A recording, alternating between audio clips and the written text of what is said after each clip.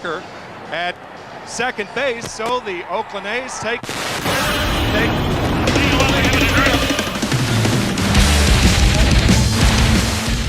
A new study shows that the massive ice sheets at the top and bottom of our planet are shrinking much faster than previously thought. In the early to mid-1990s, the ice sheets on Greenland and Antarctica were losing on average about 116 billion tons of ice per year. But in recent years, that annual loss has more than tripled to 410 billion tons of ice. The 40 glaciers tracked worldwide lost an average of more than 4.2 feet of ice in a year. In this country, Montana's Glacier National Park is in danger of losing its namesake ice. The park has lost 85% of its ice area. That was 5 years ago. Today, the government says the park is warming at twice the global average.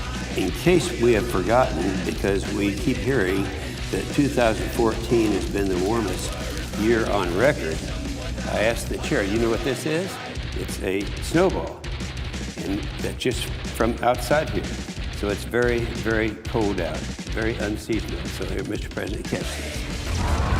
When, in the 1970s, Exxon conducted private research on greenhouse gas emissions and found mountains of evidence of their central impact on global warming, they didn't tell anybody. Fossil fuel executives gaslit the hell out of the American public.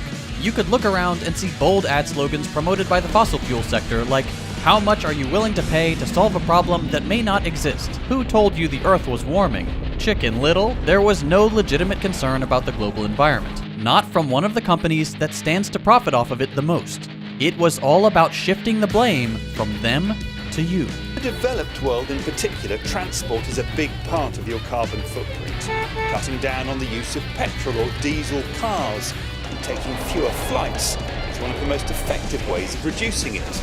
But the criticism remains after marketing firm Yard listed the top 5 biggest jet polluters with Swift on top of the list. A per passenger carbon footprint, it is much higher in a private jet with maybe 2 passengers on it versus a 747 with 400 people on it. The average amount of carbon dioxide emissions per person in the United States is about 16.1 tons per year. But it's very important to understand that sea level rise is very highly dependent on what human actions we take, what society does to address climate change. You may have learned that we broke a world record in the Death Valley, 130 degrees. But even in greater LA, 120 plus degrees. And we're seeing this warming trend make our summers warmer, but also our winters warmer as well. Okay. It'll start getting cooler. You just watch. I wish.